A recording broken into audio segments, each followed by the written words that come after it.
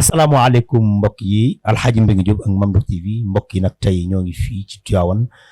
invité fi ay jeunes yoo xamante ni ay jeunes yu dynamique yoo xamante ni seen palmarès Tivaouane kenn weranteetu ko kan la ñuy jiital ci ki ñu njëkk invité di Thierina International ñu xam ko ci muy ànd ak ki nga xamante ni mooy monsieur le maire de la ville de Tivaouane Mouhamadou Diagne Sy Mbengue ak kan Souleymane Tall di un citoyen boo xamante ni Tivaouane la dëkk di xale boo xam ne vraiment bi mu waree jàngi na bi mu jàngee ba pare dellusi fi Tivaouane di xale bu dynamique moom aussi invité aussi ki nga xamante ni mooy Lamina Thiandoum ñu xam ko ci président cercle des fidèles di xale boo xam aussi parcours am xam nañ ko vraiment ci njàmbaaram ak taxawaayam waaye aussi ñu ngi invité le président Paye Bagnan nga xamante ni mooy président coordonnateur départemental bu COJER fii ci Tivaouane ñoom ñeent la ñu invité tey lan la ñu bëgg a waxtaane tey mooy emploi des jeunes bi nga xamante ni moom la président Macky Sall lancé fan yi ñu gis mu ciy def liggéey bu mucc ayib fii au niveau du département de Tivaouane ñu dajale jeunesse bi ñu bëgg ci waxtaan bëgg a wax exactement rek naka lañ mën a def ba loolu président lancé nu ñuy def ba mu agsi ci jeunesse bi nga xamante ni moo laal département de Tivaouane particulièrement commune de Tivaouane ni ñuy def mooy dañuy njëkk a bàyyi ki nga xamante ni mooy Paye ba mu nuyoo Pape ñu ngi lay nuyu bu baax a baax. asalaamaaleykum mbokki Tivaouane donc maa ngi nuyu ñi nga xam ni ñoom laa bokkal plateau bi di ko commencer ci sama ndeyjoor mon frère Lamina Thiandoum comme ni nga ko présenté leneen luñ ci dolli rek peut-être mën nañ ko yàq parce que xam nañ ni c'est un jeune qui est très très dynamique donc toujours au service de Tivaouane di nuyu également notre frère Souleymane Fall peut-être sant bi Tall maa ngi ko naroon tooñ parce que sant bi dama yaakaar ni Fall la sant waaye alhamdulilah léegi kon santul Fall di nuyu aussi mon frère Thierina l'international comme ni ñu ko waxee on peut dire que c'est l'international trahirul son nom quoi donc loolu laa amoon di nuyu aussi ñi nga xam ne ñoo jàkkaarloo di ñu suivre. merci beaucoup xam naa kon dañuy jox Lamina Thiandoum président. salaamaaleykum Hadj maa ngi lay nuyu di rafetlu émission bi di nuyu. mbokki yi suivre Ndokh TV yëpp di jiital aussi tamit ci nuyoo bi ñi nga xamante ni bokk na ak ñoom plateau bi mes aînés le coordonnateur Papa Ibrahima Nia le grand Souleymane Tall et le grand Thierno Fall Thierina di ñaan daal lépp loo xamante ni waxtaane nañ ko fi rek yàlla nañ jur njariñ ci jeunesse Tivaouane incha allah. merci beaucoup Souleymane. donc asalaamaaleykum donc maa ngi nuyu waa Tivaouane gi yëpp di rafetlu aussi plateau bi parce que lii dafa am solo ay ndaw toog waxtaan ci mbirum ndaw donc di la jaajëfal parce que da ngaa baax rek waaye sama xam-xam àgg fa samay compétence yàgg fa mais dinañ def lu ñu mën rek pour wax suñu xalaat donc di leen jaajëfal surtout ñi nga xam ne ñoo toog ci plateau bi leen beral nduróo. merci beaucoup Souleymane Thierina International. asalaamaaleykum ñu ngi yëkkati ay kàddu d'abord di nuyoo askanu Tivaouane di leen ndokkale ci weeru koor gi noppee ci loolu di beral loxo aussi ñi nu bokkal plateau bi sama grand ñaa moom wax dëgg yàlla yàgg na ma dee ci nopp di ma wan yoon bi fu ñu war a jaar ci loo xam ni ñaar ak ñett duñ dégg Lamina Thiandoum ak Souleymane sama ay xarit lañ mën naa ni depuis lu yàgg la donc du lii sax moo ñu boole donc kon di la nuyu yow tamit yow grand El Hadj parce que li nga def nii mën nañ koo rafetlu parce que Tivaouane bëri na ay ndaw yoo mënoon a invité à notre place mais boo ñu ci désigné tey rek sa baax la ak sa humilité ñu ngi la ciy sant aussi di ñaan daal émission bi lépp luñ ciy wax na doon loo xamante ni jàngat lañ ciy jëlee ku si nekk aussi tiré ci ay conclusions yu positives. jërëjëf. merci beaucoup mbokk yi dégg ngeen ko ñoom bi ñu nuyoo ba pare première question bi ñuy jàll ak yéen rek mooy comme ni ma ko waxee sànq ci bi ñu koy lancé mooy président Macky Sall bi ëmët yi passé amee dafa génn wax ni comprendre naa jeunesse bi mu passé mu teg ci table ji 450 milliards pour emploi des jeunes ma gis fan yi mu ciy def liggéey bu am solo bon laaj la boo xamante ni dañ leen koy boole kenn ku ci ne rek wax ci sa xalaat ñu jàll ci yeneen question yi mooy damay jàll ci nga xamante ni mooy Thierina nga jàllal micro bi comme yow yaa mujjee kii mooy ba bëggoon rek nga wax ma lan moo ci sa xalaat bi nga déggee président lancé loolu te à chaque fois ñu daan dégg président wax génne benn budget pour mu àgg ci jeunesse bi te du agsi bi nga déggaate bi lan la sa xel dem. waaw su ma jàngatee réaction monsieur le président parce que réaction laa ko mën a tuddee dama koy jàngatee positivement dans la mesure où une aide ne vient jamais trop tard. Et aussi comme ni ko jàngalekat bu mag bi doon wax Victor Hugo mu ne la jeunesse est le sourire de l'avenir. Kon tey si monsieur le président dafa jël mu miser ci jeunesse bi, même s'il y a des spéculations que ni c'est trop tard, mais comme ni ma ko waxee léegi ndimbal moom ndimbal la mën a doon. Te aussi dama yaakaar ne obligation la, benn droit la boo xamante ni jeunesse bi da ko am mu war a jóge ci président de la république. Donc loolu dañ koy rafetlu di ñaan aussi que les ayants droit mooy jeunes yi ñi nga xamante ni ñoom ñooy ndey mbili gi wax dëgg yàlla ñu mën ci sentir seen bopp au niveau de toutes les localités du Sénégal. Bu ko defee jeunesse bi ñu bëgg mooy jeunesse bi nga xamante ni dootul nekk jeunesse bu yaafus, dootul nekk jeunesse boo xamante ni day toog di dund dans la dépendance, mais dañuy am benn autonomie, dañuy am benn pouvoir boo xamante dinañ mën di véritablement di jël seeni ay préoccupations en charge sans pour autant que ñuy dugg ci ay mbir yoo xamante ni du lu xam ne dañ koy rafetlu. Donc su ma ko jàngatee avant ñuy xóotal damay jàpp ni initiative bu rafet la, damay jàpp ni aussi c'est venu au bon moment pour ñu joxewaat benn bouffée d'oxygène suñu jeunesse, ñu mën a amaat beneen départ continuer ci li nga xamante ni ñoom ñi ngi ci woon ay jalons ay jéego yu ñu fi tegoon. Dama jàpp ni lii day ñëw rek pour nekk benn maillage, benn continuité par rapport donc à la politique d'emploi initiée depuis l'intronisation du président Macky Sall donc à la tête de la République. Merci beaucoup. Dégg ngeen ko kooku mooy Thierry nga joxal ma Souleymane sama xarit. Dégg nga question bi, je crois que ni ko président lancé lan moo ci sax la. waaw donc comme ko Thierry waxee man personnellement sama vie personnelle man je trouve que ni injecter 350 millions là tout de suite 450 millions pour 450 milliards pardon, donc pour man en fait c'est pas ça qui va permettre mu jéem a résoudre problème mu emploi, parce que gis nañ fi yeneen programme yoo xamante ne yàgg na fi. Par exemple da ngay gis PSE, plan Sénégal émergent, ils sont allés en France dem ci club de Paris ñoo jox leen 7700 milliards. 7700 milliards c'est à peu près 2 fois budget Sénégal, 4000 milliards. Boobu ba léegi yan réalisation lañ ci def loo xamante ma dimbali na jeunesse bi benn ngi noonu. Deuxièmement su ñu nekkee dëkk boo xam comme Sénégal xam ni soo xoolee plus de 70% ay jeunes la yoo xam ils ont moins de 35 ans, entre 15 et 35 ans t'as plus de 52%. Ce taux de chômage nekk 16,9%, 17%, lu ci bëri 42,7% uniquement moo nekk ci zone yi nga xam ni mooy zone urbaine. Donc ce qui veut dire que c'est plus de 50% yoo xamante ma ñoom ñoo nekk ci àll bi.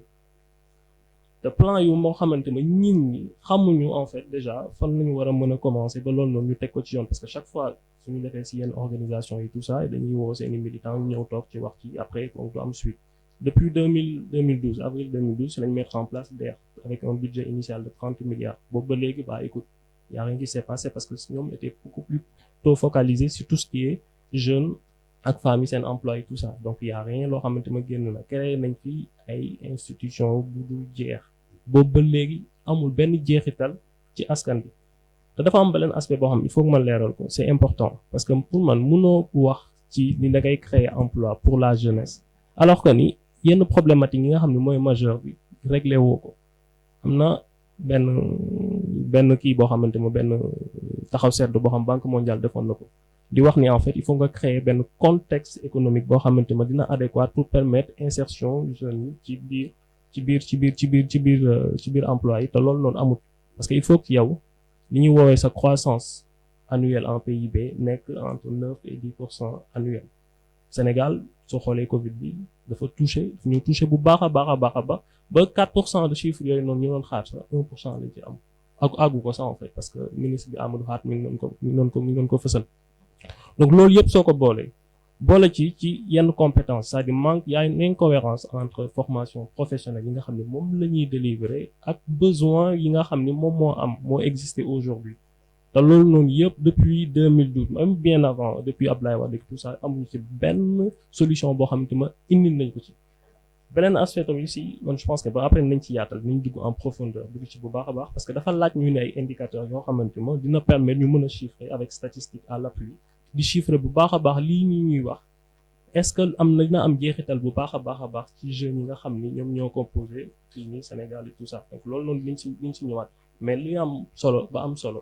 mooy il faut ñu boole ci jeunes yi et def politique bu méritocratie c'est-à-dire les bonnes personnes à la place qu'il faut et ça c'est hyper important donc pour ne pas monopoliser la parole je pense qu'on va y revenir en profondeur pour détailler ci yenn aspects yi nga xam ne c'est beaucoup plutôt technique et plutôt basé sur les chiffres concrets. Merci beaucoup Abdallah je crois que ni dégg ngeen intervention yi Thierry ak président Cojer Lamina dégg nga intervention yi gars yi jot a wax yow boo dee xool ak par rapport ak affaire bi lan nga ciy wax yow. waaw mais très sincèrement di saluer seeni intervention parce que tamit par rapport ak ni nga ébauché question bi je vois que Thierry juste joxe na une réponse de base mooy que sur le principe le Conseil national pour l'insertion et l'emploi des jeunes dañ koy saluer à sa juste valeur parce que tamit c'est un conseil boo xamante ni mën nañoo gëm ni ñëw na fi bu war a ñëwee ndax à tout moment dañuy nekk ci possibilité wala créer les conditions ba permettre aux jeunes du Sénégal ñu daal di am xëy mais par rapport ak ni taal relancé mooy dafa ñëw en profondeur ci question bi mooy que mën naa ne dafa duggaat ci yeneen considération yoo xamante ni daf ñuy gën a permettre sax en tant que jeune ñu am beneen regard am beneen position ci yëf et que en tant que juriste appellation yu bees yi am on parle de gare de gestion axée sur les résultats suñu initier dara li ñuy xaar mooy cëppaandaw ga ñu évaluer ko maintenant sax on parle de budget programme et quand on parle du PSE plan Sénégal émergent mais plan la boo xamante ni dafa am nu mu bindoo am nu mu nekkee kon si déggin du lépp la ñu jël rek jagleel ko ndaw mais n'empêche programme yi nga xamante ni ñëw na au cours supposons muy DER la délégation à l'entrepreneuriat rapide tey certes évaluer guñ ko mais à l'instant T tegetembe dañuy mën a wax ni c'est un projet boo xamante ni mine de rien généré na en termes d'emploi 100 000 emplois directs et 200 000 emplois indirects mais li ma wax état à tout moment dañuy war di évaluer di évoluer et que si kaw évaluation boobu et évolution boobu moo waral le Conseil national pour l'insertion et l'emploi des jeunes maintenant par rapport ak ni mu doxee gëm naa ni dalagum na xel ndax nit ñi daje nañu waxtaanee ba tënk ci 10 décisions et que ci décisions yooyu man pour l'instant li ma gën a yitteel ma ciy taxaw en attendant débat bi di am évolution mooy aspect citoyenneté biñ ci téye ndax suñu bëggee réew dox d'abord il faut que ñu am citoyenneté soog a am émergence après di wax waxi développement et que dama mës a gëm ni le développement d'une localité dépend de la participation citoyenne de sa jeunesse on peut beau avoir des programmes mais tant que mentalité yi tant que xel yi dëppale wuñu ko ak li ñu bëgg amaana résultat dina yeex moo tax encore une fois sur le principe ñoo ngi saluer installation Conseil national pour l'insertion et l'emploi des jeunes avec un budget de 450 milliards gëm naa ni bëri na bëriwul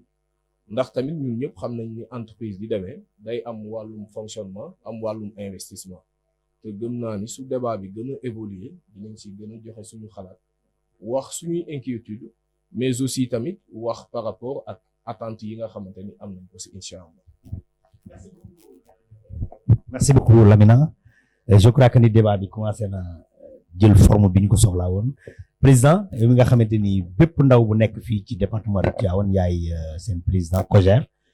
d'après bi nga déggee réaction yeneen gars yi yow tey jii bu mu la doon laaj par rapport ak li président indi lan nga ñuy wax. D'abord di remercier ñu fi toogal ñoom ñëpp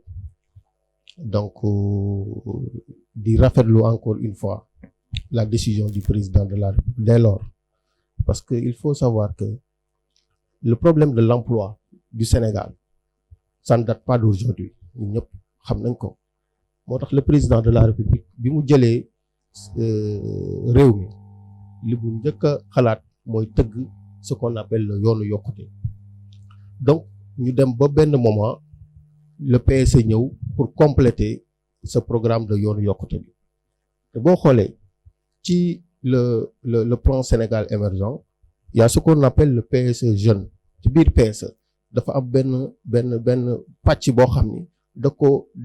ko buux directement pour la jeunesse, dédié exclusivement pour la jeunesse. Donc le président de la République est bien conscient que l'emploi des jeunes reste vraiment une super priorité. Donc loolu moom ñu xam ko. Maintenant ñu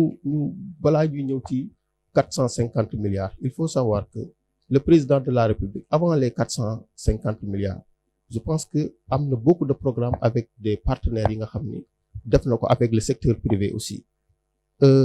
Récemment rek le président de la République a fait par exemple 150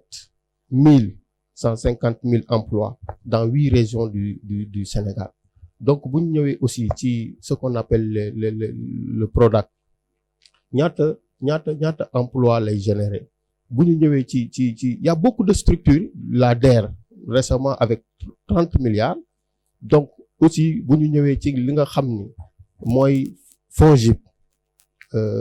ñëw ci li nga xam ni aussi mooy ANPEJ boo xoolee il y avait beaucoup de structures. Président de la République, comment on va faire pour de sorte que scinder les structures pour mu gën a am impact. Maintenant man j'aimerais que gis nga dans la vie la contradiction est très très importante. Ça nous permettra quand même ñu indi ay résultats concrets par rapport à l'acte. Maintenant bu ñu ñëwee ci côté emploi aussi des jeunes, il faut savoir que le parfait n'existe pas. Parce que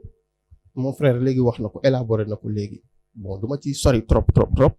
parce que constat moom moo tax le président de la République ni dafay créer ce qu'on appelle le conseil présidentiel pour l'insertion et l'emploi des jeunes. Déjà initiative la boo xam ni donc dinañ mën a soulever les problèmes majeurs de la jeunesse. Wax nañ ko encore sama frère élaboré waat na ko ñu comprendre que man dinaa ci ñëw après léegi mon frère parce que Lamina daf ko wax mu nekk lu am solo gis nga développement ak emploi yooyu déjà conception la war a nekk ak perception parce que mën nañu créer président de la République mën na génne 200 000 milliards te du am résultat parce que nit ki yow yaa naan bon peut-être man kat waruma xaar par exemple ni état war na ma employé diw war na ma employé nga am une conception d'idée ni man bëgg naa nekk ingénieur agronome bëgg naa nekk lii bëgg naa liggéey restaurant bëgg naa nangam nga def un projet bien fait. Donc soo ñëwee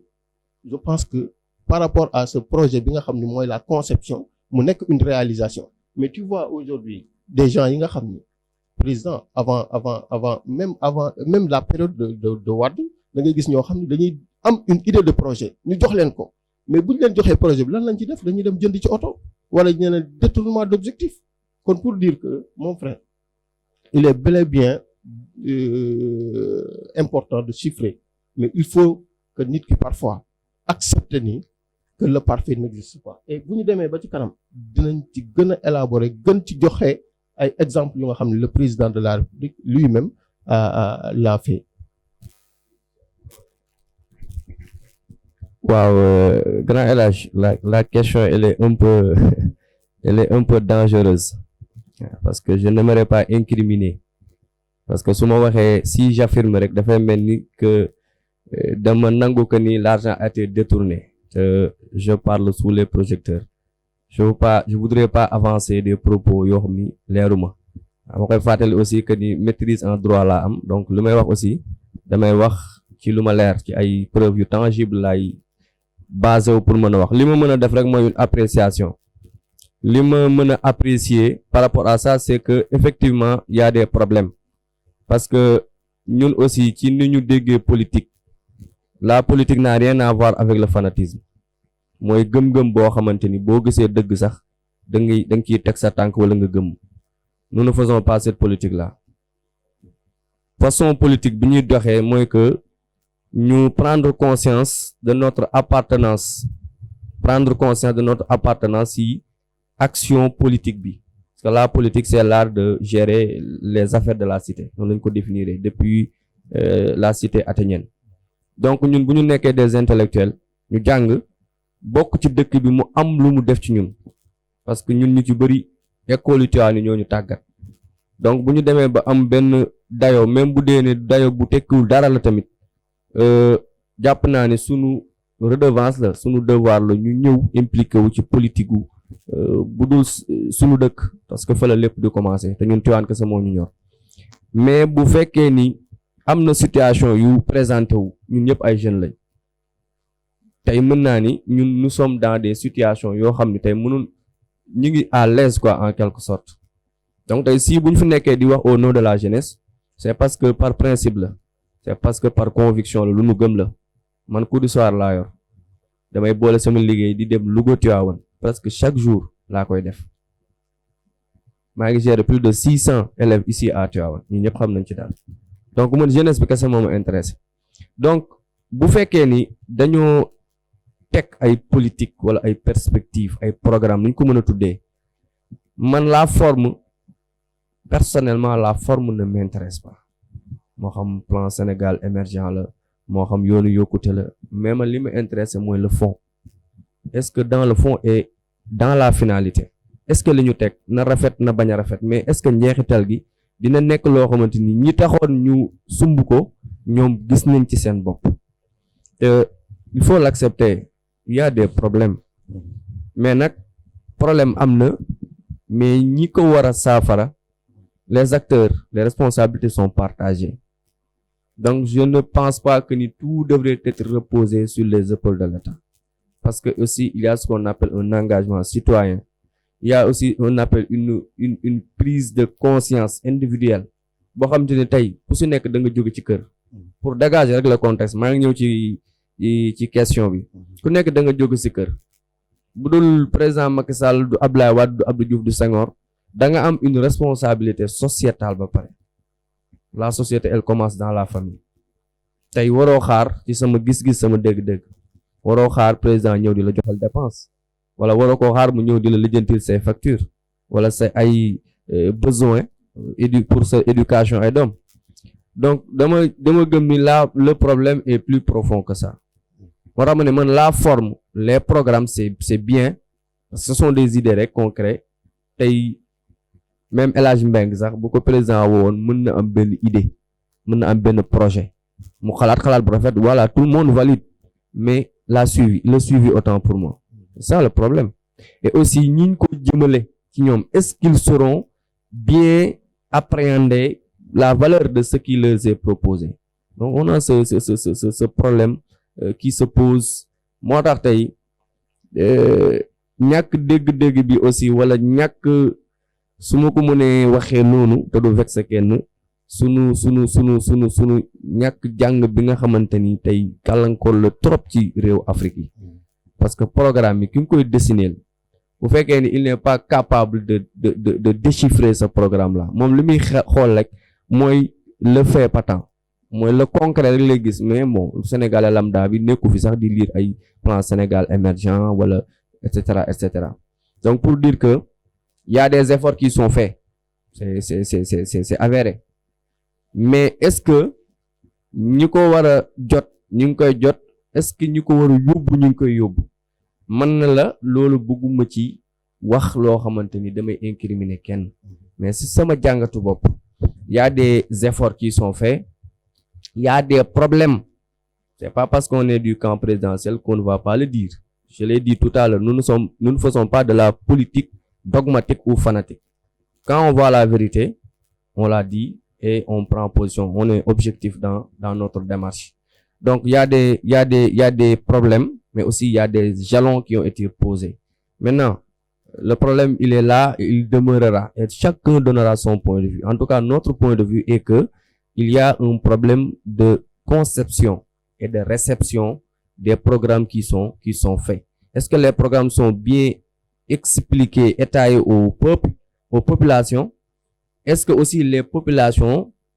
se servent comme il se devait de ces programmes-là qui leur sont accordés? Donc, loolu mu la jàpp ni moom mooy le véritable problème. Mais nag du ma ne dañoo détourner wala dañ koo def ci leneen wala parce que awma ci des preuves concrètes honnêtement. merci beaucoup Thierno mais joxal ma Abdallah question bi ma lay poser mooy. boo gisee tey émission bi mooy naka la ñuy def peut-être waxin bi moom lañ déggul mais du question de détourner mais maanaam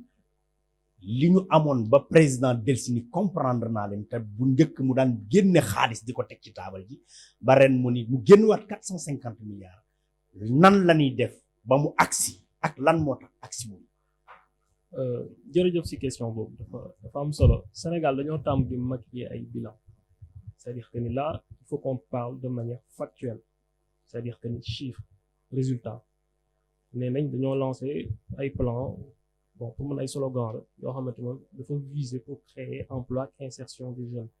mais jusqu'à présent le résultat bi c'est calamiteux c'est-à-dire résultat boobu noonu amul jeexital c'est-à-dire que ni ñi nga xam ne ñoo nekk jeunes yi gisuñu ci seen bopp benn affaire dañ ko wax c'est-à-dire que ni sànq sama mbokk mi ngi wax ni en fait que ni voilà peut-être nit ñi seen jàng tout ça taux d'alphabétisation Sénégal 93% la c'est énorme c'est-à-dire que ni fii nii téeméer boo jël waa juróom-ñeent fukki yeeg ñett yi am na si néew loo xamante ne xam nañ ko ci mbirum école ak tout ça donc ce qui am na benn aspect bu am solo aussi c'est-à-dire que ni dafa am lu ñuy woowee manque de vision c'est-à-dire que ni gis nga am na yenn problème yoo xamante ne soo koy régler da nga koy togg ak ñi nga xam ni seen xam-xam màcc na ci bu baax a baax ñu toog ci parce que assises nationales yi gars yi toogoon ci waxtaan ci ay économistes yu de renommée internationale yoo xam ne Sénégal yoo xamante ma am nañ ci xalaat bu bëree bëri ba togg ko ba teg ko mu nekk loo xamante ni suñ ko toppoon liñ ci mën a am au moins benn jeexital mais li ci am mooy chaque année Sénégal day générer plus de 200 000 jeunes je sais pas 200 000 étudiants yoo xamante ne dañuy génn ay jeunes mën nañ leen a kii si 200 000 yooyu noonu moins de 20% ñooy trouver liggéey te ñooñu ñi si des ay salariés lañ te taux informel bi 80% la c'est-à-dire loolu boole wuñ ko ci plus de 80% donc ça veut dire am na benn portion boo xamante ne sax ñun maîtriser wuñ ko donc looloo waral bi affaire yi xewee nit ñi génn c'est-à-dire ñi nga xam ne ñun mënuñu leen woon a saytu parce que suñu ANSD parce que agence nationale de la statistique démographique mi nga xam ne moo ñuy permettre di ñu saytu suñu wàllu lépp loo xamante ne ci wàllu chiffre la xayma population beeg affaire aspect économique beeg tout ça di ko génn mu teg ko ci taal parce que ñun loolu lañ mën a juger mënuñu juger toujours si ay slogan wala nit ki ñëw maquiller bilan mais résultat ak impact bi nga xam ne dina ko am directement si jeunesse bi c'est ça qui nous intéresse c'est pas par exemple di def politique tout ça gis nga ñun dañoo war a wax suñu akulay taala ak li ñu gis parce que ça marche pas si ça marchait donc on l'aurait dit ñun dañ ko mën a sentir problème contexte la sànq maa ngi doon ko wax ci biir wax c'est-à-dire que ni tu peux pas venir ci benn dëkk boo xamante ma dafa am benn réalité culturelle ak économique boo xamante ma dafa taxaw dafa présent c'est-à-dire nit ñu si bëri yenn projets yi sax xamuñu ko sànq rek laa noo waxtaan ki nga xam ne moo ñu dalal ma ni ko est-ce que xam nga xamu ko ils le savent pas même mais kii xale yi nga xam ne ñoo nekk ci xamuñu sax ndax projet yooyu existé nañ xamuñu nan la ñuy def ba mën ci am accès xamuñu nan la ñuy def ba mën ko vulgariser am suivi bi yaa ngi doon ko wax lu am solo la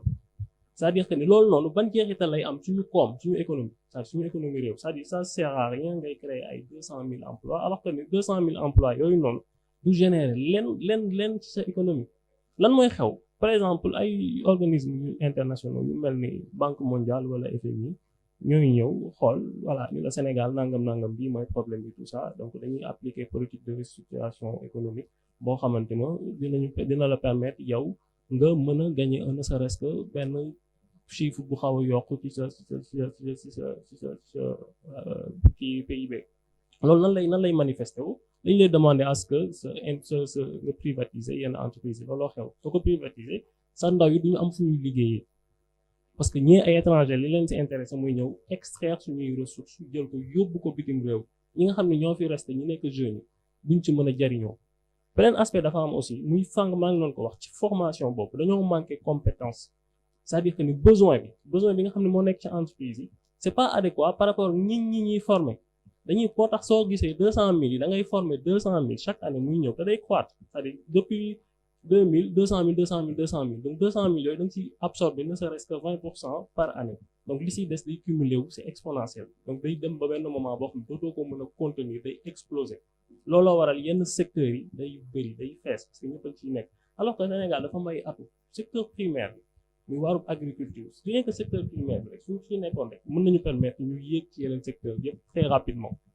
mën nga par exemple ki nga xam ne moo nekk ci agriculture un informaticien da ci mën na si travailler koo xamante ba da nekk si agroalimentaire da ci mën a liggéey ki nga xam ne day nekk si commerce international da ci mën a liggéey import export domaine yëpp ngay touché ndoo te dina am benn impact bu gaaw bu réel ci sa économie te loolu noonu dafa am solo beneen affaire loolu noonu il faut ñu souligner il faut ñuy wax rek tout simplement suñu atulay taalay tàmbali ci chiffre yooyu noonu parce que am na nu mu tuddati ñu ngi doon waxtaan ak la ministre l'ancien ministre Mimi Touré keroog ñu ngi doon ci taxaw di wax ni en fait que mënuñu léegi te loolu dama la ciy d'accord dama la ciy rejoindre dafa am loo xam c'est urgent dafa am ñoom dañoo taxaw actuellement ni soxla liggéey loolu il faut ñu régler ko là point mais c'est pas en injectant 450 milliards ou bien 200 000 milliards dañ ko wax c'est important tout juste dañu ñëw rek tey du jour au lendemain mu résoudre lépp mais dafa am loo xamante ne dañ koy teg ci ay décennies mu nekk ay plans yoo xam dañ koy suivre mu nekk état continuité la ñu koy suivre ñu si nekk di ci arrivé nànk ba mën a dem parce que suñu jeunes yi dañoo laaj ñu former leen ci ay compétences techniques donc loolu laa amoon pour bi ci wax bon après nañ gën a mën a approfondir. Merci beaucoup Souleymane président je crois que ni dégg nga réaction Thierry sama xarit ak boo déggee d'après ñoom seen réaction la ngay wax. waaw mais xam nga man dañoo war a ñëwaat ci débat bi ñu nekk mooy dafa am conseil présidentiel pour l'insertion et l'emploi des jeunes ñu def ci résolution ginnaaw résolution bi ñu jël 10 décisions majeures ni ci 10 décisions yi kat gëm nañ suñ ci awee ñun li ñu bëgg ci insertion ak emploi des jeunes dina wàññeeku saafara dina ci am et que là je précise que ni il n'y a aucun pays au monde bu arrivé rek daal di résoudre chômage des jeunes muy France muy les États-Unis même les grandes puissances mënuñu ko réussir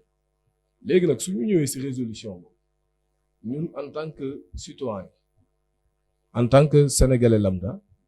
dañoo war a aussi tamit adapter par rapport ak contextualiser par rapport ak environnement bi ñu am muy Sénégal gis nga dafa am en économie benn théorie bu am solo bu ne l'intérêt particulier s'identifie à l'intérêt général maanaam li nga xamante ni moo baax supposons ci tal amaana baax na ci société ma gëm ni par rapport ak conseil li ci état waroon def na ko en termes de partage d'idées en termes d'orientation léegi nag li ñu war a demander li ñu war a susciter comme élément de question mooy est-ce que mise en exécution bi dina jaar yoon léegi nag gis nga état xam nga sànq j'ai parlé de la DER xam nga DER rek def na 300 000 emplois 100 000 directs et 200 000 indirects mais du DER kese moo générer ay emplois am na yeneen structure de l'État yoo xamante ni dañoo générer ay emplois de même que par rapport ak 10 décisions bi su nekkee ñun on a lu la résolution mooy que par secteur dañuy gis secteur bi ñu ne kat dinañ ci am 65 000 emplois secteur bi dinañ ci am nangam c'est une résolution disponible kon jaraatul may ñëw et que aussi tamit en tant que jeune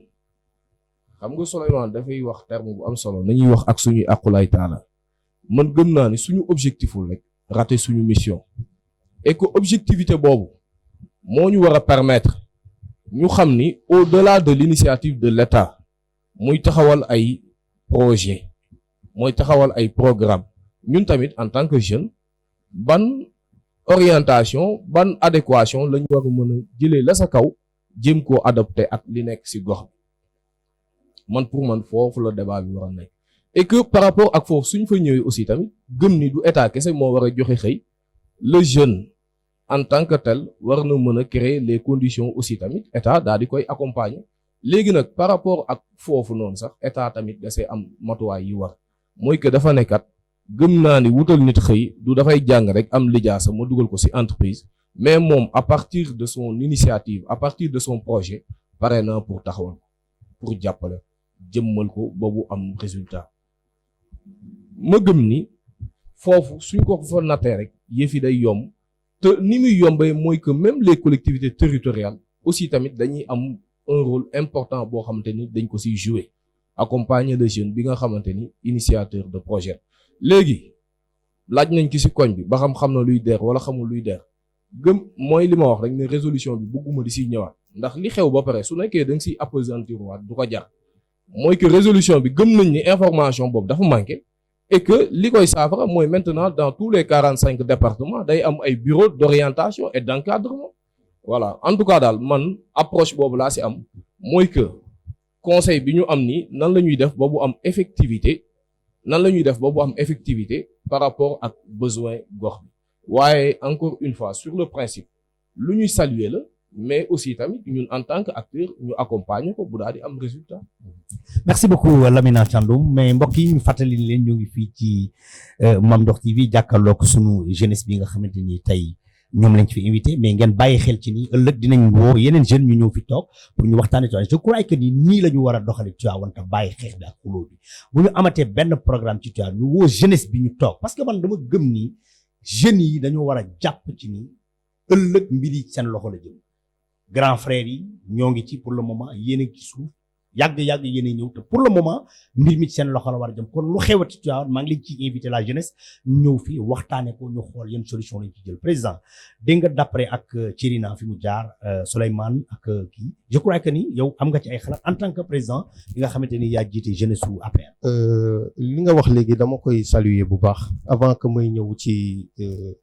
li nga xam ni sama naataango yi wax nañ ko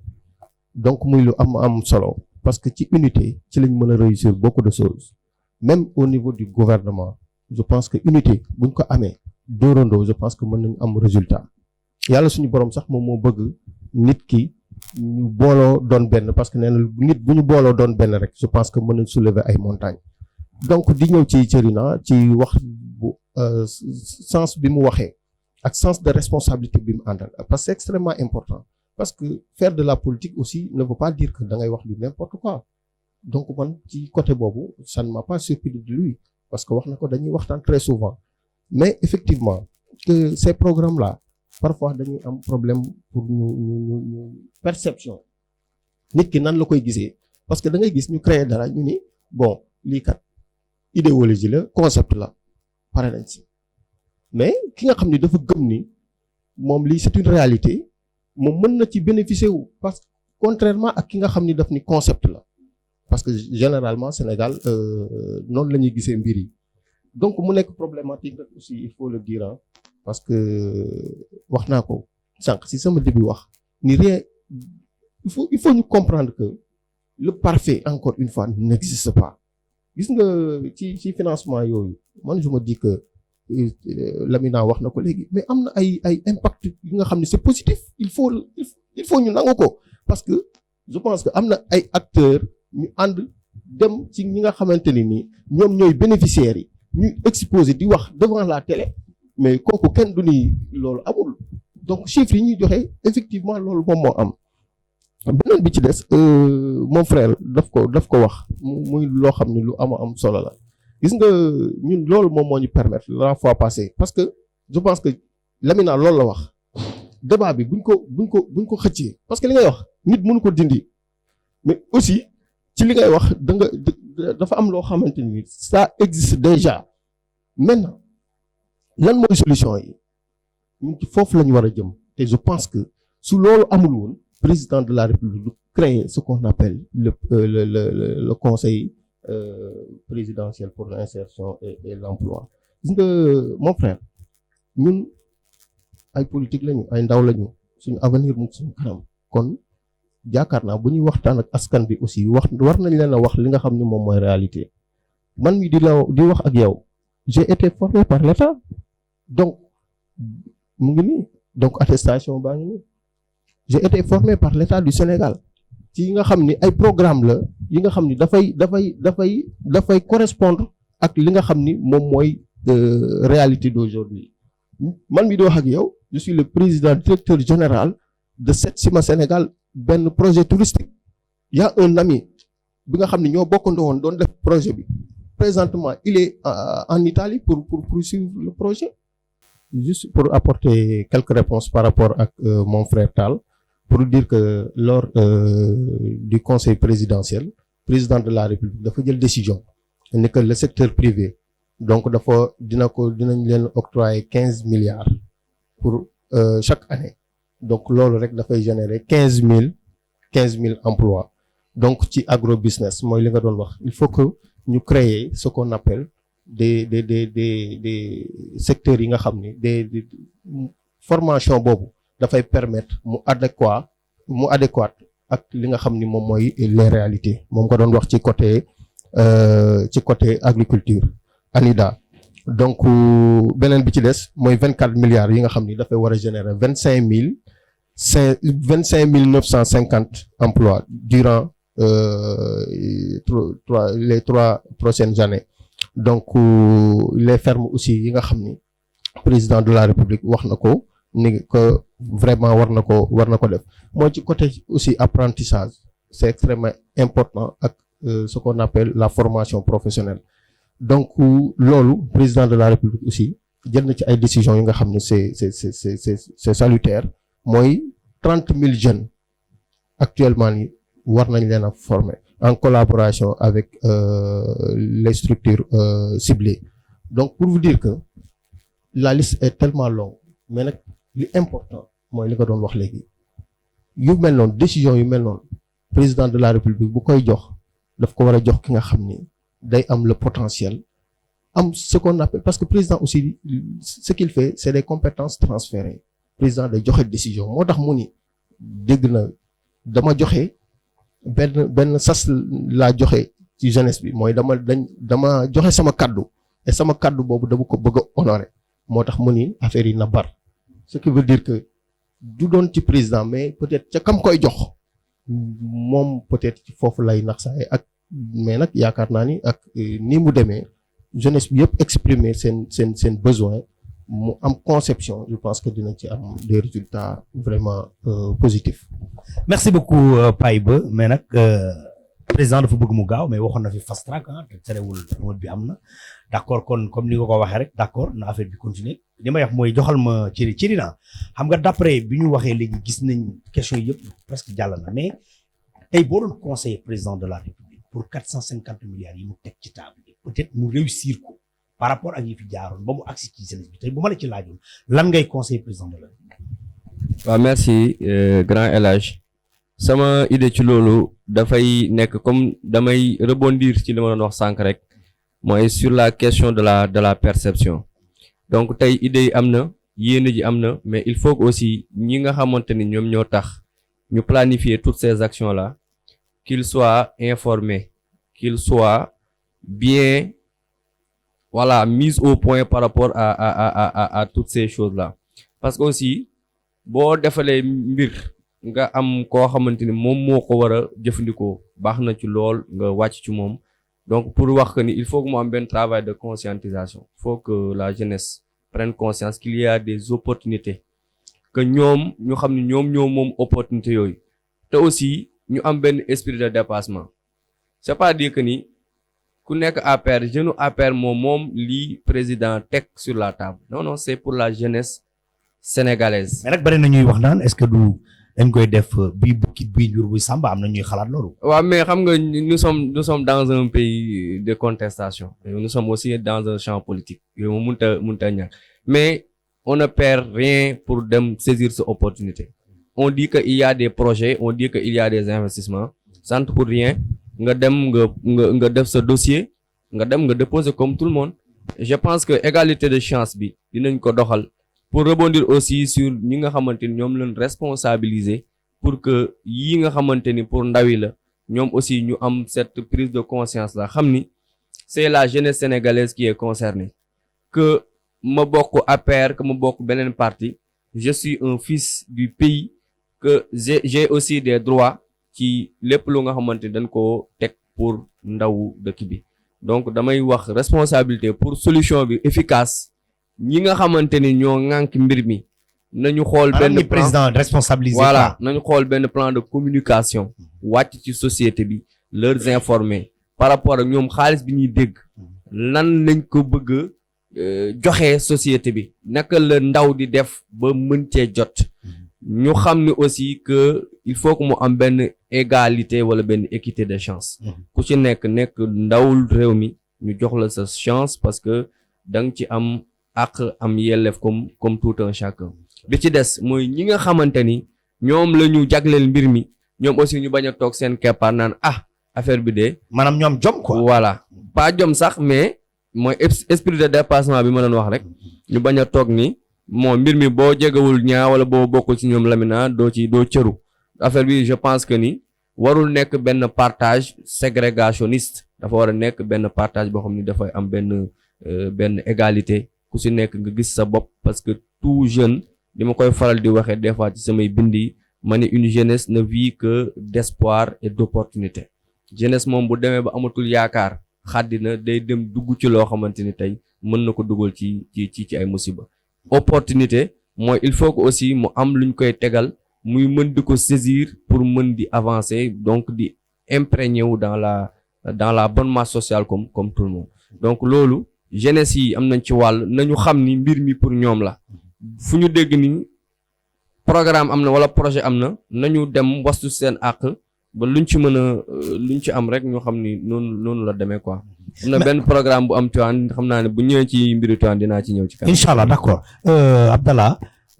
li ma bëgg a wax rek mooy d'après li ci dinaa wax boo ko déggee mooy par exemple le jeunesse bi xam ni mbir mi seen yëf la mais yamul foofu sax dafa remondir aussi wax ni ñi nga xam ñoom lañ dénk mbir mi ñu xam ne du yëfi APR mais yëfi sénégalais la jeunesse bi ñëpp ko bokk mais man fi ma gën a insister mooy président 450 milliards yi bu ko génnee teg ci table ci yenn loxo lañ ko war a teg borom xam-xam lañ ko war a teg wala borom métier nan la ñuy def ba loxo yi bu koy teg du ko yàq. waaw question bu am solo la parce que suñu waxee problématique il faut ñu ñëw ci partie solution après résolution pour def benn bilan. donc dafa am lu am solo muy Albert Einstein da koy wax daf ni la bêtise ce n'est rien d'autre de répéter une fois la même opération et de s'attendre à un résultat différent. On est en train depuis 1960 de faire encore les mêmes choses. gis nga li ñu nekk nii di wax c'est des conséquences ay conséquences la yoo xamante moom problème emploi et cetera y a un problème beaucoup plus profond muy problème systémique système bi nga xam ne moom lañ mettre en place favorable pour permettre épanouissement ou bien di aussi régler problème mu adéquation entre besoins yi ak formation bi ci war quand tu prends quelqu'un boo xamante ne dafa nekk formation généraliste mu jógee commencé di jàng ay matières yoo xam amul lu ko benn njariñ dem ba nekk bac dem ba jàng ba am lijaasa master 2 te amul benn compétence il y a beaucoup de cas ici yoo xam dañuy génn les jeunes diplômés amuñu benn compétence amuñu benn savoir-faire amuñu benn expérience rien c'est-à-dire que ni sànq yaa ngi noonu ko wax muy loolu noonu dama koy rafetlu très sincèrement muy aspect apprentissage boobu noonu c'est-à-dire que ni soo demee ci dëkk yi il faut que ñuy xool aussi ci dëkk yi nga xam ni ñoom la ñu wër sous-région bi soxlawu sax ñuy dem ay États-Unis ou France et tout ça donc on va regarder ce qui se passe en Côte d'Ivoire ce qui se passe au Gabon en Éthiopie Rwanda ñoom lan lañ def ba génn ci parce que Sénégal moo leen gënoon day en 1960 da ngay nga xool ni en fait en réalité ce qui se passe aujourd'hui mooy da ngay jël jeune nga former ko ci affaire yoo xamante ma amul su génnee duñ ko mën a loi de l'offre et la demande duñ ko mën a jël absorber ko ci biir te soo créé ay contrat d'apprentissage c'est-à-dire koo xamante ma day nekk ci école am benn proximité ak entreprise bi c'est-à-dire que en gros su paree dina mën a def 2 semaines école 2 semaines entreprise loolu dina ko permettre mu xam réalité entreprise bi di ci mën a dugg def ci insertion boo xam mooy gën a simple beneen affaire tamit dafa am muy loolu yëpp ci politique la parce que en gros su dee yow da ngay il faut ñu privilégier suñu secteur privé national j'insiste bien sur le mot sur l'adjectif national parce que c'est important c'est-à-dire que ni suñu xoolee suñu bànqaas yu bari bon avec complicité yenn organismes yi comme FMI ak Banque mondiale dañoo ko obligé ñu privatiser ko jox ko extérieurs yi ñoom ñuy contribuer plus de 80% ci suñu PIB en réalité ñun li nga xam ne moom la ñu def suñu réew bariwul lu néew la te loolu day génn di dem alors que ni ndaw yi nii mën nañ ci bénéficier bu baax a baax après dafa am beneen culture muy culture entrepreneuriat c'est bien beau nga créer ay emplois et tout ça mais nit ki il faut nga créer ko tàggat ko ba moom mu am benn confiance en soi am benn leadership xam ni mën na entreprendre nga créer ko conditions yi accompagner ko financer ko comme il faut ñu créer lan ay pépinière amu fi y a pas de pépinière waxuma ay mbirum garab mais pépinière mooy par exemple soo demee ci yenn entreprise yenn écoles yi suñu école yi bancage Mali que ça soit bu université Cheikh Anta Diop wala nga dem ci yenn grande école yi nga xam ne ñoo nekk fii dañuy am benn ay foo xamante ne fa la ñuy def ay entreprise yu ndaw ñu ñuy woowee ay start-up ñu leen di ay xale la ñoo xam ñoo fay nekk di ci liggéey nga leen di suuxat di leen jox ñuy avancer nank naa ngay créer donc loolu mooy permettre dafa benn moment nga def levée de fonds am ay bailleurs de fonds yu ñëw dugal ci investir seen xaalis mu créer emploi yoo xam day exploser c'est ce qui se fait ci yeneen gox kii yi ngay gis nii yëpp sous région bi dafa am tamit beneen affaire c'est-à-dire dafa am solo il faut ñu leeral ko aussi muy baax na ñu dem créer emploi jox ñi nga xam ni dañuy bind projet affaire demee noonu mais l'existant c'est-à-dire que am na ñoo xam commencé nañ ay ndaw la ñoo xam commencé nañ ñi ngi nekk di liggéey ñi ngi commencé ñi ngi nekk ci Jakarta ñi ngi def cak-cak ñi ngi nekk ci tool yi ñi ngi def loolu yëpp dañ ko war a recenser ñëw gis leen parce que ñooñu am nañ volonté wane nañ ko peut-être am na lu leen manqué muy aspect compétence yooyu amuñu ko ak aspect formation yooyu ak aspect yi nga xam ni ñu ko yittewoo ci seen biiru liggéey ñu ñëw jàppale leen ci financer leen ci accompagner leen yi def promotion de telle sorte que ni dinañ mën a ñoom am njeexital ci biir économie bi beneen affaire muy suñu politique import export soo xoolee balance bi dafa déficitaire laisse tomber mais moins 8% rek soo xoolee ci suñuy export dafa wàññeeku bu baax nan lañ mën a def ba tëj yenn produits yi ba xam ne dootu fi duggati xam ne jeune bi su commencé dem bay liggéey ba yor toolam ak affaire noonu ay marchandise am ak lépp loo xam bay na ko muy produit mu mën ko dugal ci marché bi parce que da nga koy accompagner suukar si soo ko mënul garder wala Suneor par exemple bien que soo xoolee secteur de l'huilier mën na générer chaque année mën na générer 100 000 emplois waxuma ko FMI moo ko wax du samay kàddu 100 000 emplois su may wax emploi c'est du emploi kese comme ça générer na emploi emploi boo xam c'est pérenne parce que soo xoolee jeunes yi ñi si am CDI yi da nga leen di wàññi amul bëriwul ay contrat précaire la yoo xamante ne ay ces contrats saisonniers wala CDD yi wala ay contrat de fin de chantier yoo xamante ne du jour au lendemain mën nga ko ñàkk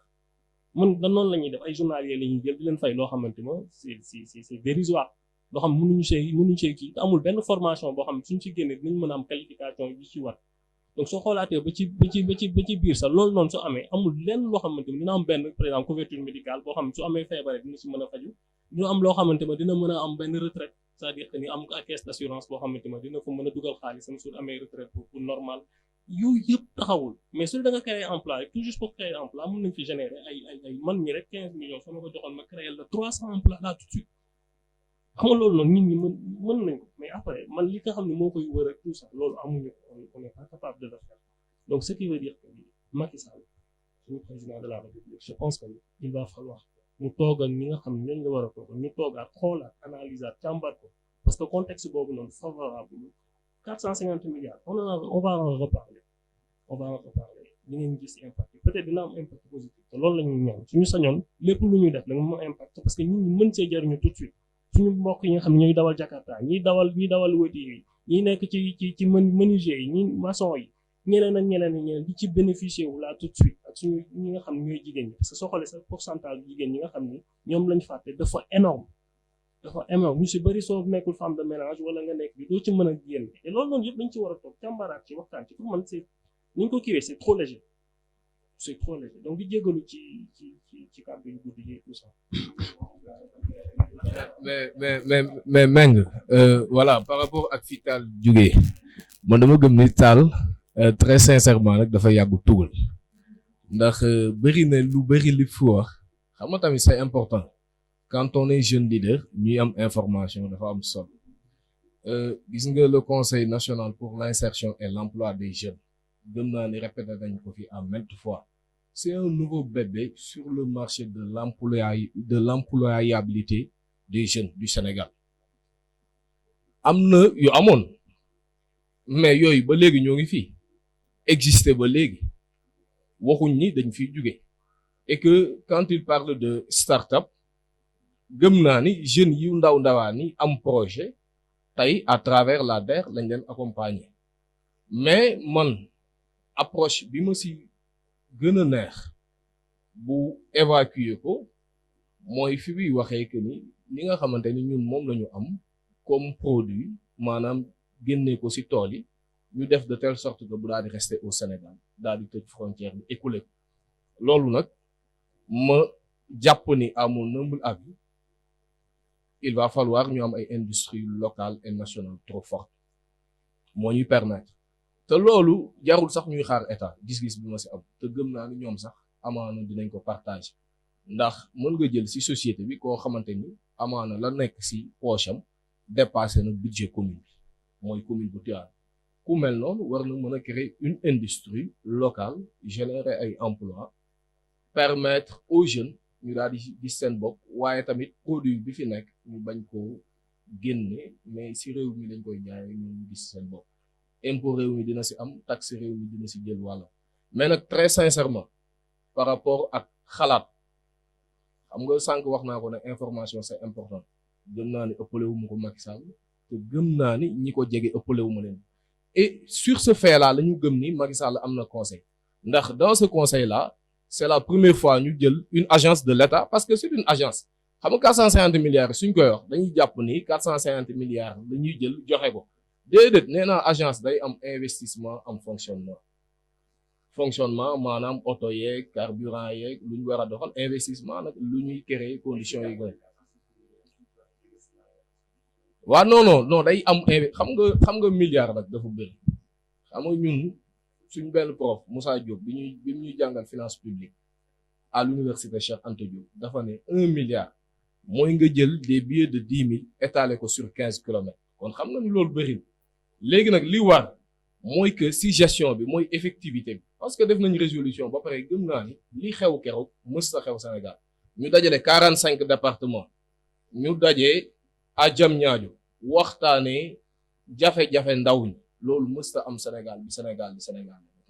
xam nga quand on parle d'un jeune objectif su ko Kagame defee dajale 450 personnes ñu saluer ko ñun su amee tamit suñu réew dañoo war a saluer kat courage bi Macky Sall am le président Macky Sall dajale ay ndaw goxam ñu daal di waxtaanee réew mi et que sànq wax nañ ko mais ñañu dajale nekkoonu la grande coalition Benno Bokk Yaakaar ou bien la grande coalition gagnante tey ki nekk Escout bokk ci mouvement éclairé wala ki jiite conseil communal de la jeunesse mais jeunes yi ñoo dajaloo de position différente daal di koy fal ñoo demoon ñu waxtaanee réew mi gëm-gëm daal bi ma sa am mooy que comme que mais est-ce que jàppoon ne dañoo waroon au moins ñu consulter opposition bi ñoom aussi ñu tàbbal seen ay jeunes ñu ñëw fekkee waxtaan boobu comme Sénégal rek moo ñu ñor daje ba amoon c'est-à-dire Sénégal bi yëpp a fa nekkoon xam nga tey soo jëlee lu mel ni conseil communal de la jeunesse wala conseil national de la jeunesse du Sénégal baromètre la que ko jiite farul ci benn parti politique ña fa bokk ci secrétariat exécutif bi ñii ci parti politique lañ bokk ñii ci parti ci organisation syndicale yi ñii ci société civile am na ñoo xam ne faruñu fan et que nag loolu mooy joxe charme démocratie loolu mooy permettre réew daal di jëm kanam gis nga nihiliste de trop baaxul mooy que li fi xew jot fee am comme initiative nañ ko saluer et aussi tamit accompagner ko man gëm naa ni loolu moom moo ñu war mais bëri na loo xamante ni réew mi avancé na ci et que ay projet wane na ko te amaana ak le siège yëf yi day gën a day gën a am résultat. merci beaucoup Lamine mais président yow mi nga xamante ni yaa jiite jeunesse bi ëllëg si biir buñ dawaatee ba ci kanam yàlla nañ fi dund gi bàyyi ñun ñëpp dañ lay waat fii nga ñëw ñu laaj la 450 milliards yi ñu doon waxtaanee yan résultat la def tey jii en tant que koo xamante ni yaa jiite jeunesse su département de Tivaouane tey boo doon conseiller président de la République pour lii muy def mu réussir ko lan nga koy wax. d'abord balaa may ñëw ci question boobu dama bëgg a indi tuuti rek par rapport ak sama frère bi Tall parce que Tall bon moi je pense que Serigne Lamina Thiandoum wax na ko peut-être li mu yàgg tugal la mais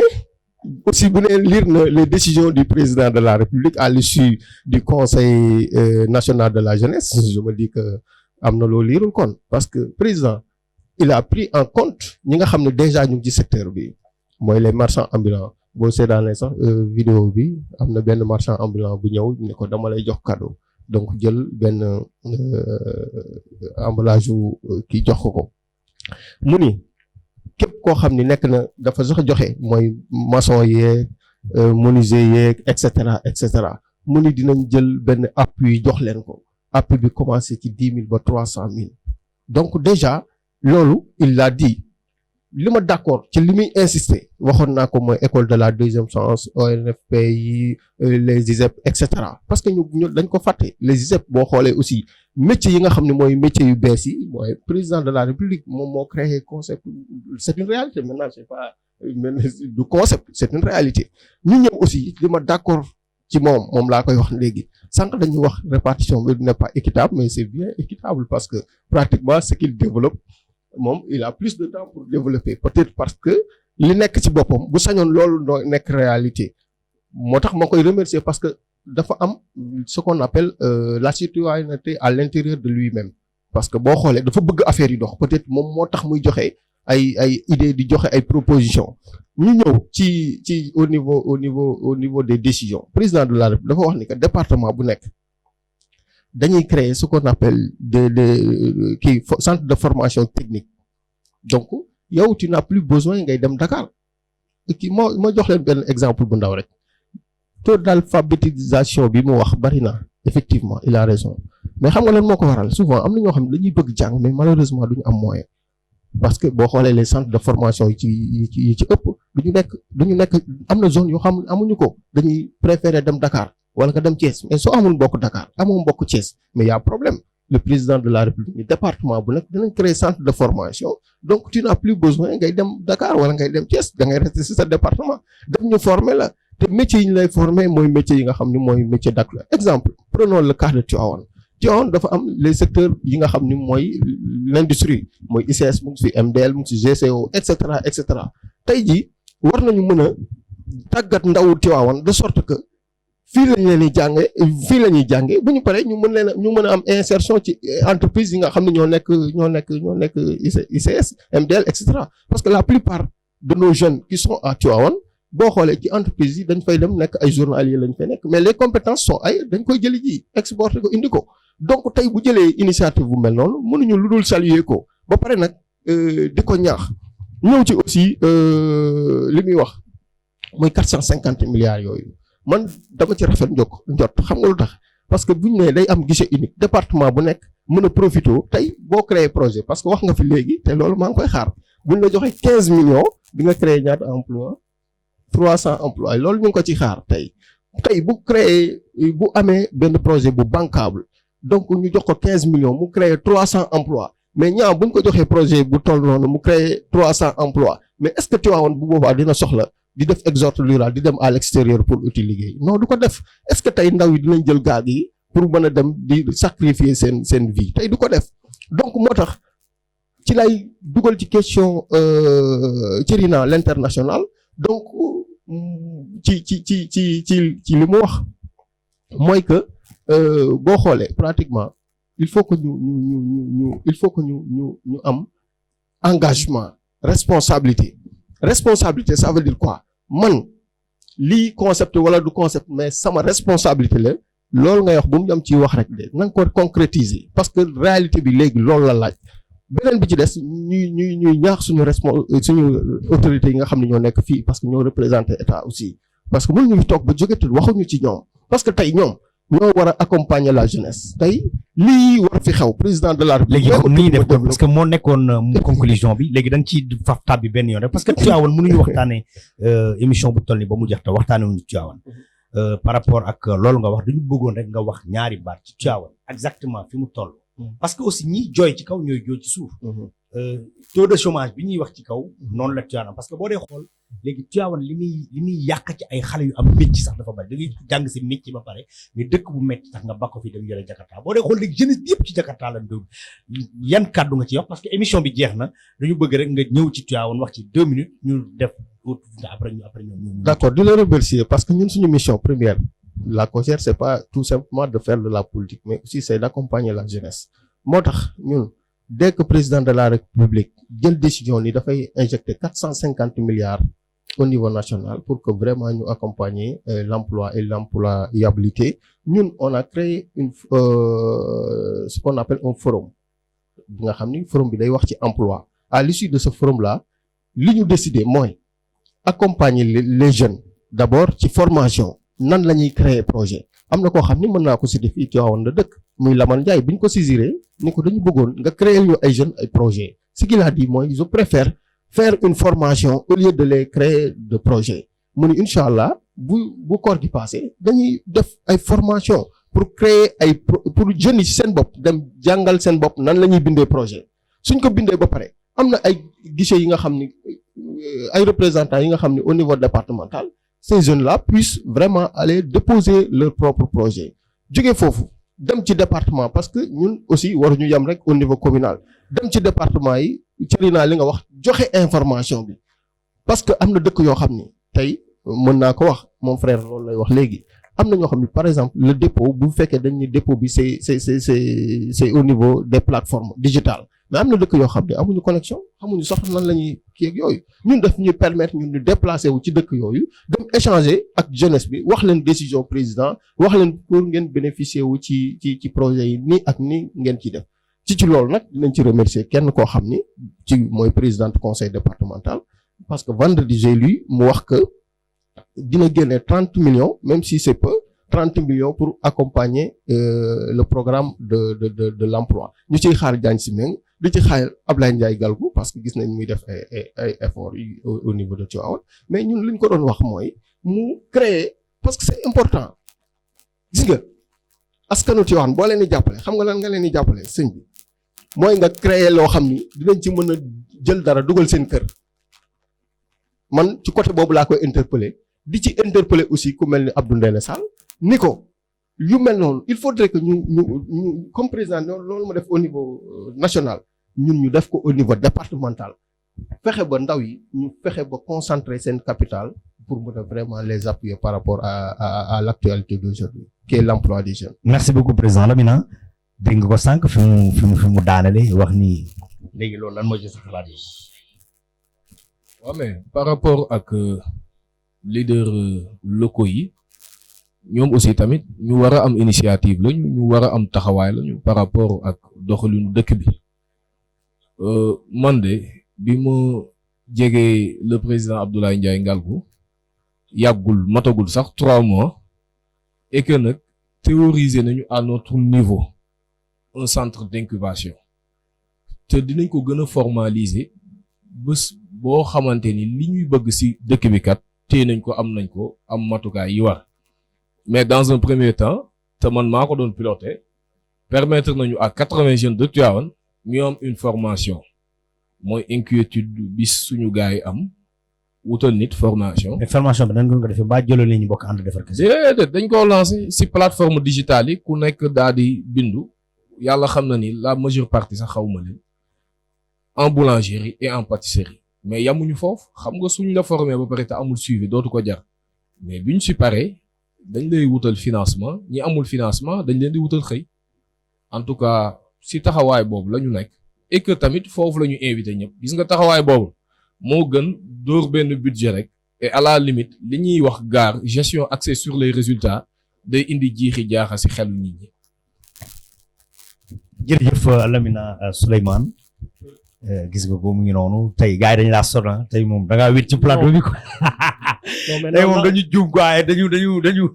Lamina laa jàppoon ni mooy doon sa partenaire mais tey dafa ñëw indi ay goraas yu ñëw quoi mais par rapport ak Tivaouane yaa ngi woon tugal d'accord mais yaa ngi fii bëgg a yàgg gis nga ni Tivaouane di doxee tey jii bu ñu la jëlee en tant que conseil lan ngay wax pour nan la ñuy def ba jeunesse bi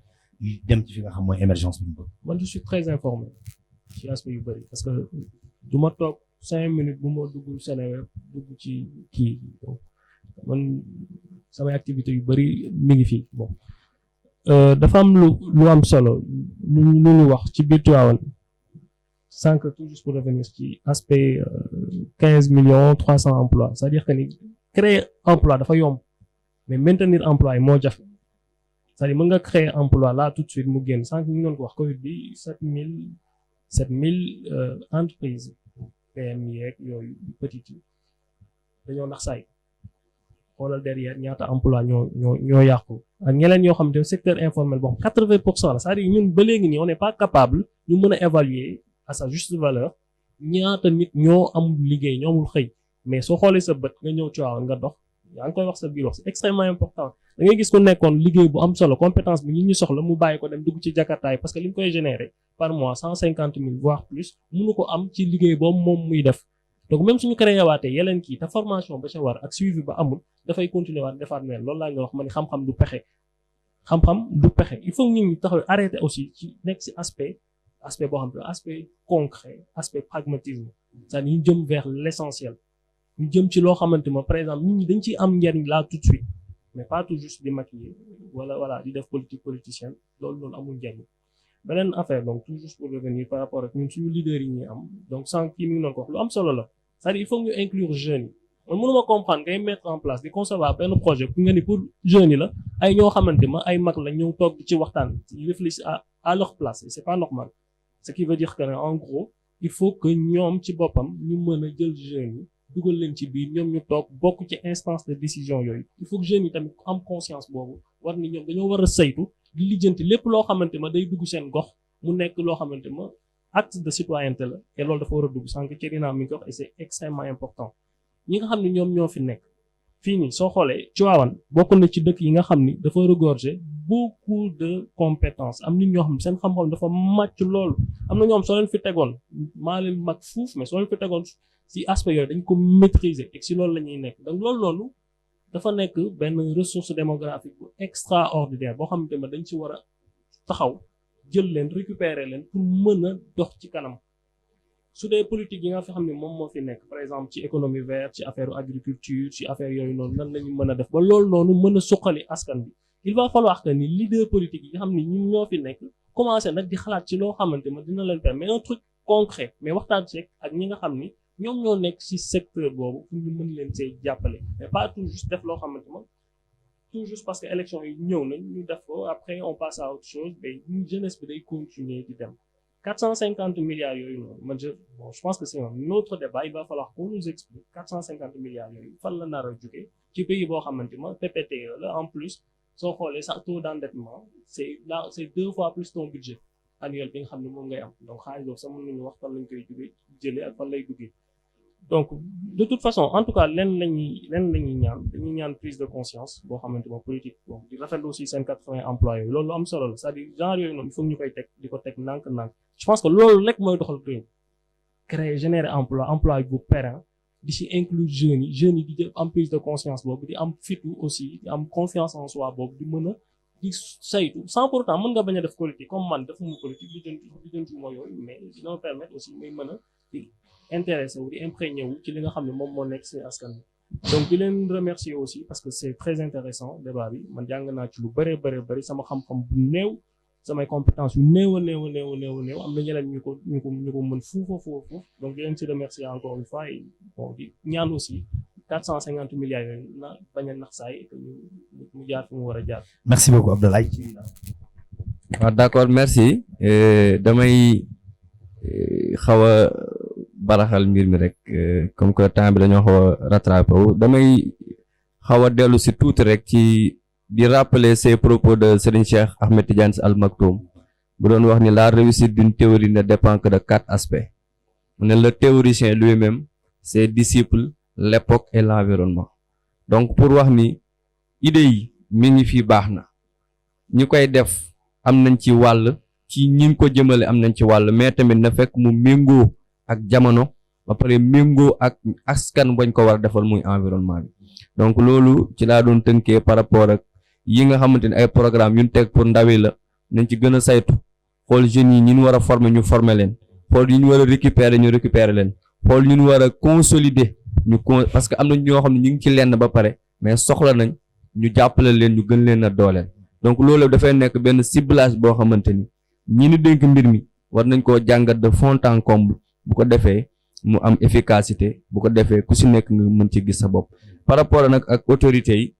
autorités yi dama leen di jàppee comme des relais communautaires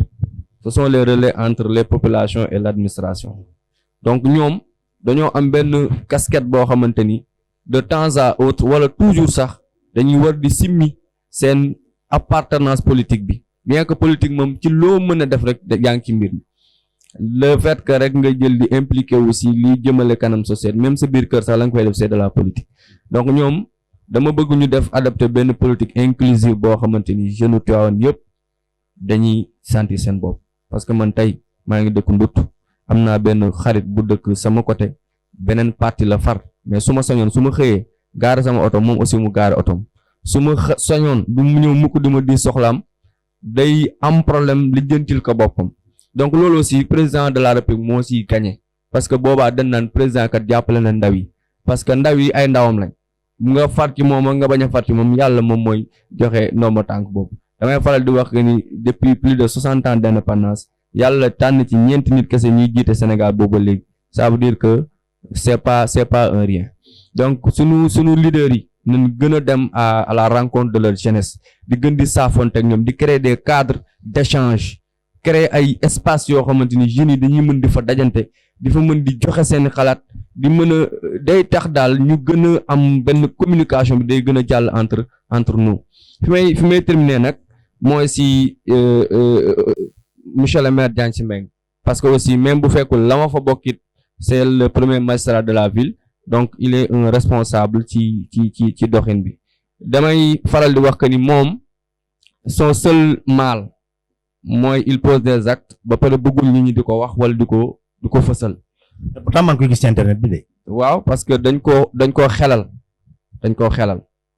parce que mën naa ne man mii kese maa nekkoon di ko bindal depuis 2015 te bi ma koy bindal sax xamantewuñ parce que su ma jëlee kaaw IPRES man fa laa nekk depuis 2018 plus de 50 jeunes yoo xam ne peut-être sax ils ne militent pas ci APR ña nga fa li ko jëlee IPRES loolu ci la bokk. mais ci naa ko la bàyyi nga dorof benn galgal quoi. non même pas non c'est-à-dire bon dañuy wax ci wàllu emploi. Quand même il faut reconnaître qu'il a fait des efforts colossaux même s'il ne veut pas qu'on en parle te ñi mu koy defal ñu ci bëri duñ fës ci champ politique bi. IPRES la ko jëlee foofu son problème avec Racine c'est ça qu'est-ce qu'on disait il ne prend que des gens de Tivaouane devant les télévisions hôtel Pullman monsieur le maire a dit que si bu ma delluwaatee IPRES demain je reprends les fils de Tivaouane plus de 50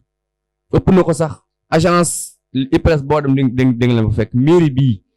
plus de près de 50 personnes am nañ ay contrat foofu grâce à lui et ils sont payés régulièrement FERA plus de 50 jeunes hommes et femmes ñu ngi liggéey ci biir Tivaouane bi ñuy xëy di leen gis et cetera SNHLM bi nga xam ne yàggu fa sax il commence à prendre des gens là-bas ce sont des fils non je donne des illustrations su ko deful woon du ma ko wax parce que je vais pas fomenter des choses quoi bi si des mooy loolu mooy le concret li ñëwagul demain madame Yaay Fatou Diagne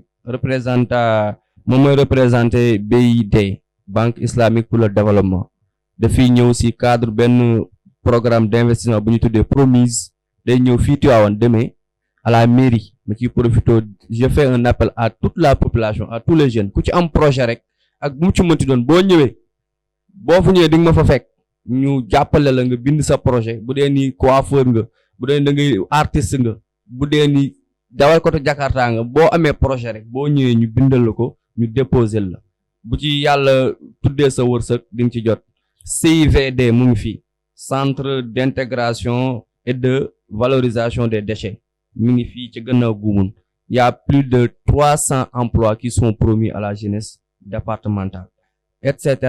pour dire que y a des efforts qui sont en train d'être faits y en a qui sont concrets mais on veut plus encore parce que la jeunesse de Tivaouane mérite plus et plus il y a des jeunes qui sont là pétris de talent et très compétents may rebondir ensuite si li frère doon wax jeunes yi il faut que ñu def la distinction entre la connaissance et la compétence. Tu peux aller à l'université acquérir de la connaissance sans pour autant avoir la compétence pour explorer et exploiter cette connaissance acquise-là. Donc il faut que ñu dem dans les écoles de formation ñu am benn technicité par rapport ñu mën a pratiquer ce qu'ils ont appris pour que une fois que ñu am des emplois ñu mën a voilà efficace. Maintenant diplôme yi kese c'est bien mais il faut la pratique. Donc ci loolu la ñuy lancer waat di tëjee waale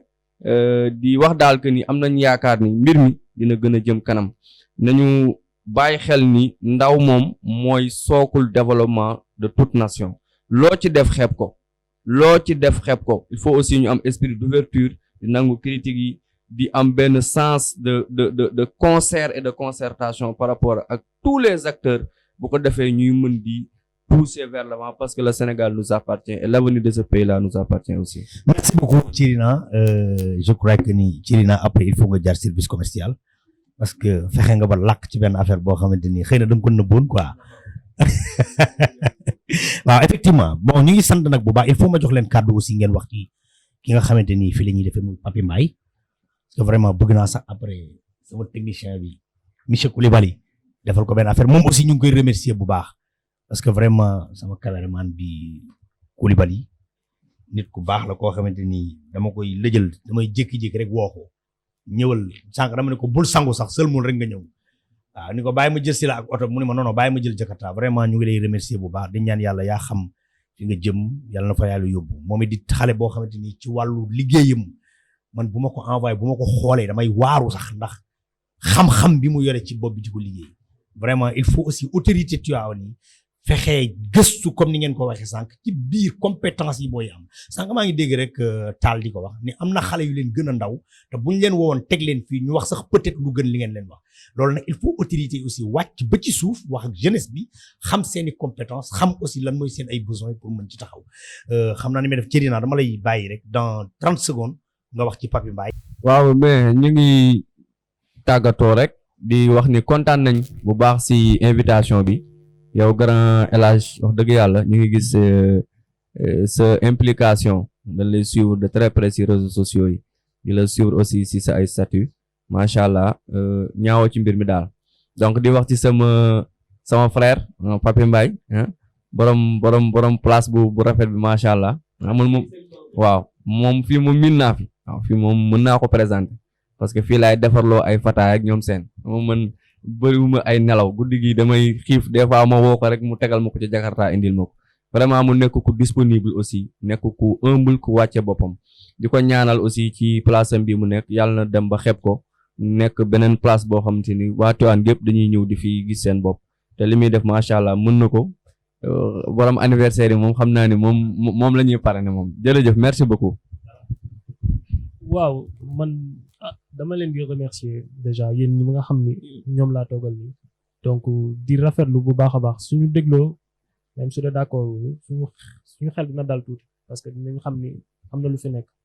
te comme li nga wax ni suñu autorités yi war nañ fexe ba di soog ndaw yi di leen jël di mën a liggéey ak ñoom parce que li nga wax sànq rek foofu su dee da nga fabriquer ay produits ngay jël ci ay produits yoo xam dañoo périmé alors que ni am na produits yoo xam de très bonne qualité ñu ngi fi. mën nañ ci appesantir appuyer wu ci pour mën a développer lu bëri te loolu seen intérêt la ça aussi parce que ñoom am na domaine yu bëri yoo xamante ne jeunes yi nekk fii sànq yaa ngi koy wax sont largement plus compétents que tey foog ñu accepter humilité boobu noonu c'est important donc di remercier bu baax a baax suñu grand Papi Mbaye parce que waa Tivaouane il faut ñu xam benn affaire c'est-à-dire le consommer local c'est-à-dire ñi nga xam ne ñoo fi nekk doomu réew mi nekk ci biir di def seen business di ci liggéey ñi nga xam ne ñoo nekk ci biir dëkk bi ñoom ñoo ko war a mën a jàppale c'est-à-dire di romb fii di dem patriotisme sax nangu ko di romb fii di dem di jënd leen alors que am na nga sa mbokk boo xam même soo si teg ab juróomi dërëm yaa ngi koy dimbali moom ni nga koy dimbali mooy ëllëg du ëllëgee su nekkee si yenn jafe-jafe yi du tàllal loxoom di la ñaan parce que loolu benn day ñëwaat kiiwaat sa ndodd damay ñaan ñëpp ñi nga xam ne ñoo nekk Tivaouane képp koo xamante ma am nga looy commandé ci wàllu pâtisserie wala wàllu restauration ñu ñëw fii def ko parce que suñ ko defee seen bopp lañ ko defal parce que doomu Tivaouane la te am na loo xam ni ñu koy def di entreprendre avec ses propres moyens donc di la remercier aussi parce que yaa ngi def liggéey bu extraordinaire je pense que ni c'est important de le souligner parce que fii nii il faut nit ñi di def ay débat yoo xamante ma de haute facture pour nit ñi xam ne en fait que ni l'espoir est permis parce que nit ñi mën cee jàng lu bëri donc voilà di remercier waa di aussi lépp loo xam juum na rek ñun la suñu gàtt xam-xam suñu néew kàttan xamuñu dara mënuñu dara donc ñu leen di jégalu bu baax a baax lépp loo xam touché na quelqu'un rek c'est suñu xër la rek ak bëgg bu ëpp la rek mais voilà donc di remercier encore ñëpp di leen jaajëfal. ok El Hadj merci si opportunité bi nga ñu offerte très sincèrement man gëm naa ni réjouissance la ñu daje waxtaanee réew mi waaye aussi tamit waxtaanee Tivaouane ndax lépp rek gëm naa ni pour bëgg defar la et que nag très sincèrement sant nañ la gërëm nañ la ndax initiative yi ni mel gëm naa ni kenn ku nekk si ñun war na koo mën a am te kenn ku nekk aussi tamit si mën-mënam si xam-xamam loolu la war a mën a jàppale Tivaouane di sant ak gërëm ñi nga xamante ni bokk naa ñoom plateau bi mooy li ma wax sànq rek gëm naa ne ñun ñëpp ñoo bokk benn direction et que lu baax rek moo taxoon ñu toog te gëm naa ni sax dina gën a baax di remercier Papi Mbaye ñu gën koo xamee si Pino moom day jëmmal waxtaan bi ñu amoon ndax ku mel ni moom su nekkee entreprendre na état bi teg ko loxo loolu am suivi bi si war développement nag ba ñuy wër foofu la ñuy commencer di koy am je vous remercie voilà merci. maa ngi rafetlu émission bi bu baax donc di féliciter mon frère El Hadj Meng non El Hadj Meng parce que aussi tey li nga defoo ko pour ñun peut-être on a l'information et information bi comme ni ko Thierina doon waxee dafa war a dem ci askan bi kon tey li ñu doon discuter je pense que li tax mu am solo mooy askan bi lañ fi toogal parce que politique aussi dafa war a servir askan bi nga nekk donc loolu bu ñu amee opportunité boobu yow la mais aussi askan bi bu ñu amee opportunité bi dafa fekk am na caméraman bu taxaw suñu kanam di mën a jël image yi di ko diffuser pour nit ñi mën ci jot kon donc vraiment ñu ngi lay sant bu baax di wax ni ko aussi professionnalisme gis naa ko fii te ñuy ñaan yàlla suñu borom tey ji li nekk dem ba nekk télé boo nga xam ni Tivaouane moom moo koy moom mën a générer ay emploi donc di remercier aussi Papi Mbaye bi nga xam ne mooy borom réseau bi donc comme ni ko Thierina waxee nekkati moom am na stratégie day toog di woote téléphone certainement su ma ñëppi dinaa mën a jël téléphone bi pour mën parfois di xewlu comme moom mais di wax ni ko waa di créer emploi lii la ñuy xaar en fait tey su ma créé moom laa doon wax sànq su ma créé kay créé moom finalement Tivaouane du ñu namm dara te ñun dafa am statut ñun Tivaouane dafa am statut bu ñu am moom ko man je me dis que la ma gis Chine bi ma voyagé yàlla dogal ma dem gis ay xale yu ndaw ñu leen ni comme mon frère li nga wax xale yu ndaw ñu leen ni airpod yi ñuy tiitaroo wala iPhone yi ñuy tiitaroo mais xale yu ndaw ñoo koy nga dem ba gis entreprise ñu jàngal la l'école de la société comment se comporter dans une société tey xoolal li fi xew bii passé ay benn problème bu ndaw mu indi scandale bu rëy ay gars yi di toj di yàq et cetera et cetera je me dis que loolu waxoon na ko ci début émission bi su fekkoon am nañ patriotisme dëggantaan am nañ citoyenneté kon je pense que lu ñu defar ba pare boo ko yokkul waroo ko wàññi te incha allahu rabbi Papi Mbaye comme ni nga ko waxee fii du ñàkk ñun puisque dañu am structure départementale di parfois di toog di def ay ndaje du ñàkk parfois yenn rencontre ñu ñëw fii def ko fi même bu fekkee 1000 francs bi ñu fiy bàyyi wala 2000 bi ñu fiy bàyyi dafay am solo di wax ni que wax nga ko léegi gis nga responsable yi ñu war a ñun ci awoon dañu am responsable yi ñu war a mérité mooy ñi nga xam ne dañuy sigmu seen casquette wàcc ci terrain bi waxtaan ak askan bi vraiment ñun loolu lañ soxla di remercier Diagne Sy Mbengue ce qu'il a fait donc aussi di remercier bu baax Ablaye Ndiaye Ngalgou parce que moom tamit il a fait quelque chose Seynabou Gaye dama ko gis nga problème boobu dal Diagne Sy Mbengue c'est ce qui est arrivé à Abdou Tere Sall lui-même parce que pourquoi ñuy employer les jeunes de Tivaouane ma ne ko mais soo mënee jël mbaboor ga nekk Tivaouane bi yëpp indi leen parce que loolu mooy ce devoir le plus absolu te doyagul il faut créer encore beaucoup d'emplois man loolu laa gëm en fait donc di sant ñëpp di gërëm ñëpp xam naa ni dinañ am occasion yi gën a mën a yaatal. jërë ngeen jëf suma gars yi. déglu tuuti parce que bokkuñu parti mooy Diop Sy parce que nag gis nga nit su gisee nen dafay wax ni nen ak nii man Diop Sy mosuma gisante ak moom mosuñu tegante loxo mais gis nañu li muy def muy action bi nga xam ni vraiment lu ñu war a saluer la non seulement di implanter ay garab jël ay jeunes di leen fay ñuy arroser mais saa yi loolu bu ko kaay xeeb 300 jeunes effectivement. donc loolu aussi moom la ñuy xaar ci kenn ku ci ko ci remercier au nom de toute la jeunesse du département de Tivaouane. gis ngeen ko mu ngi noonu émission boobu lañ leen indiloon tey Alhaji Mbengue Diop ak Mame Ndokh TV mais nag fi ñu ko defee tey war nañ ko fi defee mooy pâtisserie Serigne Babacar Sy pâtisserie Serigne Babacar Sy nag Papi Mbaye suñu rak moo fi nekk di leen wax ni leen yéen waa Tivaouane comme ni ngeen ko déggee sama gars yi wax ko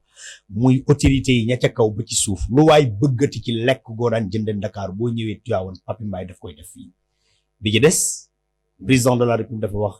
emploi des jeunes moom vraiment jàmbaar la fexe na ba ubbi lu mel ni employé ay jeunes ñu nekk fii di liggéey vraiment papi ñu ngi lay ñaanal vraiment opportunité bi nga nu may ba ñu mën a taxaw fii waxtaane Sénégal waxtaane Tivaouane